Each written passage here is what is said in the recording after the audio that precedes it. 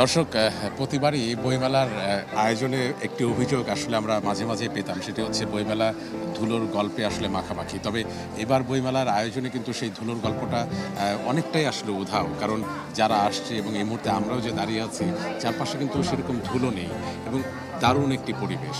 এবং এই মেলা কিন্তু শুরুর দিকে কিছুটা অগোছালো থাকলেও খুব দ্রুত সময়ের মধ্যে এটি গুছিয়ে নিয়েছি এবং সেই প্রাঙ্গণ থেকে আপনাদের সবাইকে স্বাগত জানাচ্ছি মিনিস্টার ফ্রিজ বর্ণমালার বইমেলায়। আপনাদের সাথে আছে আমি নীল মাহবুব এবং আমাদের সাথে আছে জিনিয়া কবির সূচনা।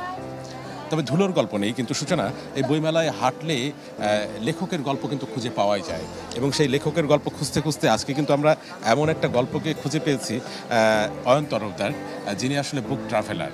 এবং এই শব্দটার সাথে অনেকে আসলে পরিচিত, আবার অনেকেই পরিচিত না, কিন্তু তিনি বইয়ের সাথে আসলে ভ্রমণ করেন কিংবা বই তাকে আসলে ভ্রমণ করাতে বাধ্য করে। মানে কি বলবো, কোনটা টেনে নিয়ে যায় বলতে পারেন। আসলে হয় কি, এই দুই মলাটের ভেতরে যে বই, তার বাইরেও তো একটা দারুণ গল্প আছে। পৃথিবী জোড়া বই নিয়ে দারুণ দারুণ সব উদ্যোগ আছে। আমার মনে হয়েছে যে আমরা খুব অল্প মানুষজন চিনি জানি, আমরা যদি আরও ভালো করে এই বৃহত্তর পরিসরটাকে একটু ঘুরে ফিরে দেখতে পারি, বইয়ের প্রতি ভালোবাসা জন্মে এবং মানুষ আরও বই পড়তে অনুভব করবে। আচ্ছা, এই যে পৃথিবী জুড়ে নানা আয়োজন বই নিয়ে, অনেক আয়োজনের কথাই তো আমরা এখনো জানি না। সেই আয়োজনগুলো কোথায় কোথায় আপনি যুক্ত হয়েছেন এবং সেই আয়োজনগুলো সম্পর্কে যদি খুব সংক্ষেপে একটা দুইটা করে যদি বলি, পৃথিবীতে একটা শহর আছে বইয়ের শহর, ওয়ার্ল্ড ফার্স্ট বুক টাউন বলে ওকে। তো সেটা ওয়েলসে হে অন হোয়াইটে। তো ওই একটা শহর হয়। আরেকটা উদ্যোগ আছে, পৃথিবীতে প্রতি বছর একটা শহরকে বইয়ের রাজধানী বলে দেওয়া হয়েছে। 1 বছর হবে তুমিই বইয়ের রাজধানী পৃথিবী। বাহ, সেই একটা ইনিশিয়েটিভ আছে। আমরা একবার ব্যাংককে গিয়েছিলাম। ব্যাংকক ছিল 2013-র ওয়ার্ল্ড বুক ক্যাপিটাল। মানে এ তো রীতিমতো অবিশ্বাস্য, মানুষ তো ভাবতেও পারবে না যে ব্যাংকক বুক ক্যাপিটালও হতে পারে। আর সিটি অফ লিটারেচার একটা ইনিশিয়েটিভ নেওয়া আছে ইউনেস্কোর। পৃথিবীতে যারা হচ্ছে বইয়ের পড়বার সংস্কৃতি, লেখককে জানাবার সংস্কৃতি নিজেদের ভেতর ধারণ করেছে, তার মাঝে একটা হচ্ছে ওয়ার্ল্ড সিটি অফ লিটারেচার। তো সেটা পৃথিবীর প্রথম যে ওয়ার্ল্ড সিটি অফ লিটারেচার, সেটা হচ্ছে স্কটল্যান্ডের এডিনবারা। 2004-এ তারা সিলেক্টেড হয়েছিল। তো সেই শহরটাতেও যাওয়া হয়েছে।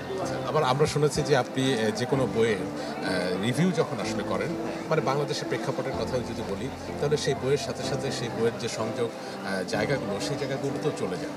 হ্যাঁ, আমার মনে হয় যে তাতে করে যত বেশি কম্পোনেন্ট থাকে আপনার বইয়ের সাথে, তত বেশি উপভোগ্য হয় বোঝার। জরুরি না যে আসলে বইটা পড়তে গেলে ওইখানেই যেতে হবে, কিন্তু আমার মনে হয় যখন আমরা কাউকে দেখাই, আরও জানাতে চাই, চেনাতে চাই, তখন সেটা একটা ভালো ট্রিক হতে পারে। যেমন আমাদের বারো ভূঁইয়াকে নিয়ে একটা চমৎকার কাজ আছে। আমরা যখন বারো ভূঁইয়াকে নিয়ে কাজ করেছি, আমরা বারো ভূঁইয়ার বইটা নিয়ে গিয়েছি ঈশা খাঁর বাড়িতে। বাহ। আমরা যখন বাঘ চরিত্র নিয়ে কাজ করেছি, অথবা সত্যজিৎ রায়ের রয়্যাল বেঙ্গল রহস্য নিয়ে কাজ করেছি, আমরা গিয়েছি সুন্দরবনে। সেই অনুভূতিগুলো দুর্দান্ত। আচ্ছা, বইমেলায় আছে এবং বইমেলা সংক্রান্ত, যেহেতু বইকে ভালোবাসেন এবং বইমেলা নিয়েও আপনার এবারও আসলে একটা কাজ আছে যেটি আসলে বই না, হ্যাঁ, কিন্তু যারা বইকে ভালোবাসেন তাদের জন্য, সংক্ষেপে যদি একটু বলেন। সেইটা শুধু এই বছর না, একটা চমৎকার উদ্যোগ আছে আমাদের মনে হয়েছে, এই যে আমরা মেলায় আসলে আমাদের সবচেয়ে বড় সমস্যা কি হয়, ও খুব অল্প সময় নিয়ে আসে, আমরা স্টল খুঁজে পাই না। তো আমাদের কাছে যদি এমন একটা কিছু থাকে যেখানে আমরা স্টলের নামটা লিখবো, ও বলে দিবে কত নাম্বার স্টল কোন দিকে আছে, তাহলে বিষয়টা খুব সহজ হয় না? এবং সেটা যদি নেট ছাড়া হয়, অফলাইন একটা অ্যাপ হয়, তাহলে তো দুর্দান্ত হয়। কারণ অফলাইন আপনি শুধু একবার ইনস্টল করবেন, তখন তো আপনার ইন্টারনেট লাগবেই, কিন্তু এরপরে আর ইন্টারনেটের কোনো দরকার নেই। এবং আপনি যদি মেলায় আসছেন, এখানে কল করতে, নেট পেতে আপনার খুব সমস্যা হচ্ছে, আপনি শুধু টাইপ করবেন, সার্চ করবেন, ইন্টারনেটের কোনো কানেক্টিভিটির দরকার নেই, ও বলে দেবে কোথায় আছে। সেটা আমরা গত বছর থেকে শুরু করেছি। এই বছর আমরা চেষ্টা করেছি একটু বাড়াতে।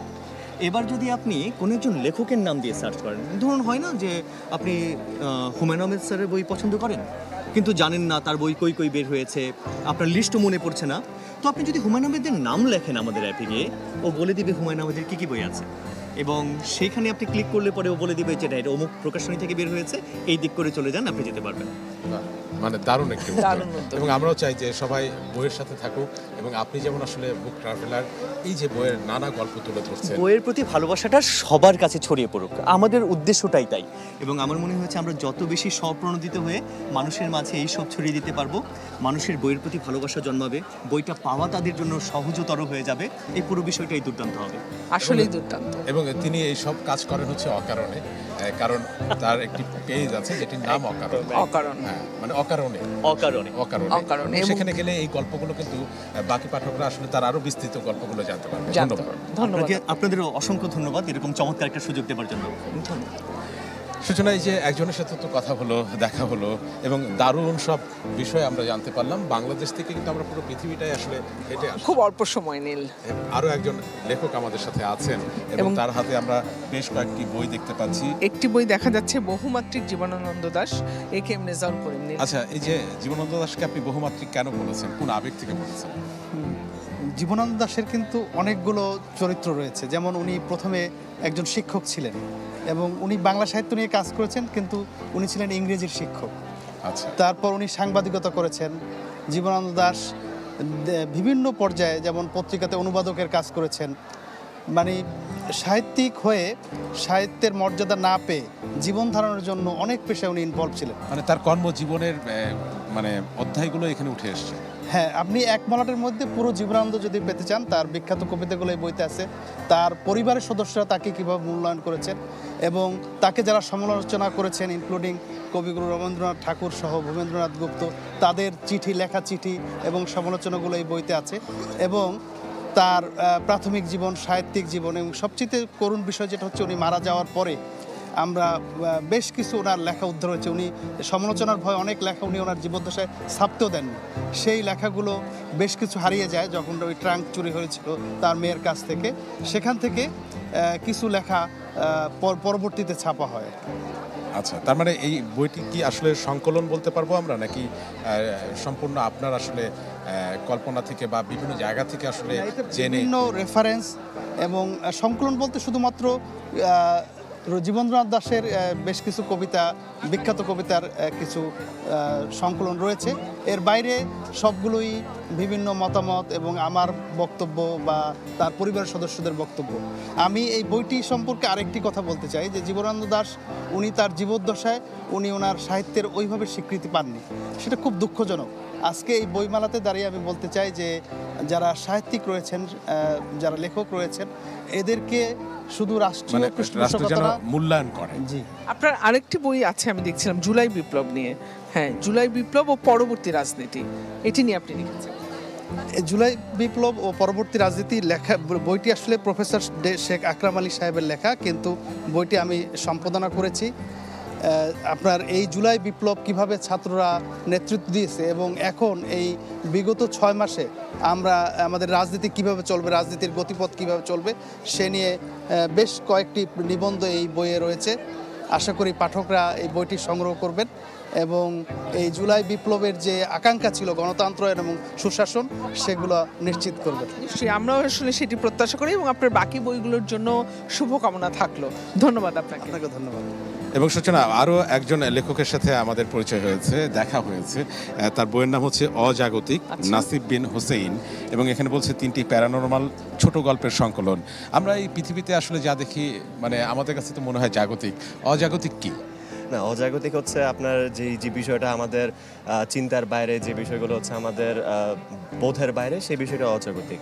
মেইনলি বিষয়টা কি, যে আমাদের তো নিউ জেনারেশনের কথা যদি বলেন, তারা তো ওয়ার্ল্ডের যেই যত ধরনের কি বলে নতুন যেই হচ্ছে কালচার আছে, সেটার সাথে তারা খুবই মানে একাত্ম বোধ করে, তারা তো আর গণ্ডিবদ্ধ কিছুর মধ্যে নেই। সো আমার চিন্তা ছিল কি যে আমি হচ্ছে কিছু হরর টাইপের গল্প লিখবো, সেগুলো নিয়ে হচ্ছে এই বইটা প্রকাশ করেছি। হোপফুলি পাঠকদের পছন্দ হবে। এখন পাঠক কেমনভাবে গ্রহণ করে সেটা দেখতে হবে।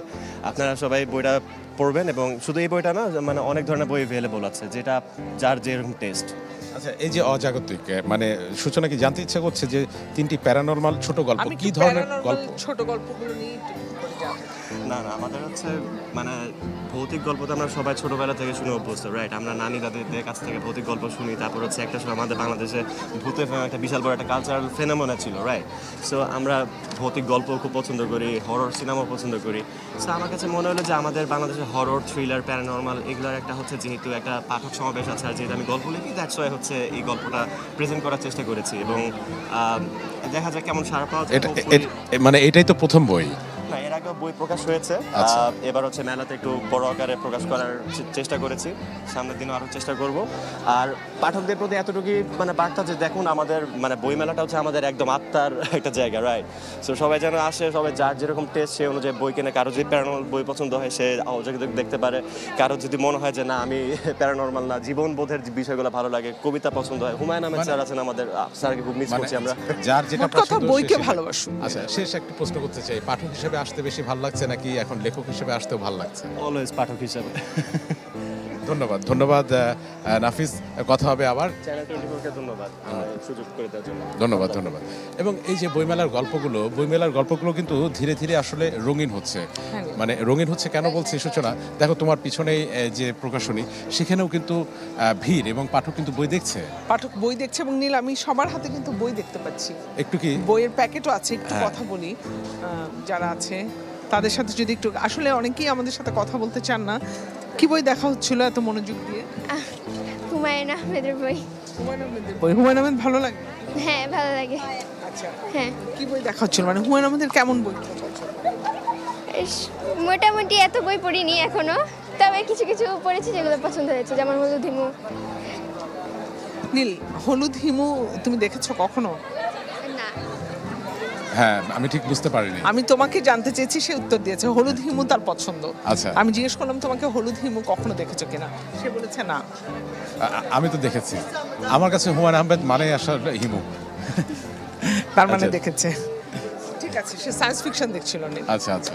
এবং আমরা একটু কথা বলে যে আসলে যে বইমেলা তো মানে অনেকটা সময় পেরিয়ে গেছে, আমরা একটু যদি কথা বলতে চাই, হ্যাঁ, যে কেমন বিকিকিনি গল্পটা কেমন? এবারের বইমেলায় আগের বারের মতো তেমন বিকিকিনি হচ্ছে না আমাদের। আচ্ছা, কিছুটা হলো মন খারাপ। হ্যাঁ, বিকিকিনি হচ্ছে নীল, না, তবে আমরাও গেল দুদিন দেখেছি কিছুটা ভিড় কম আসলে। আমরা চাই যে বিকিকিনির যে গল্পটা, যে মন খারাপের ছায়া, সেই ছায়াটা কেটে যাক, বইকে ভালোবাসুক এবং বইমেলাটা ভীষণ রকম জমজমাট হয়ে উঠুক। বিদায় নিচ্ছি, আবারও ফিরবো আগামীকাল।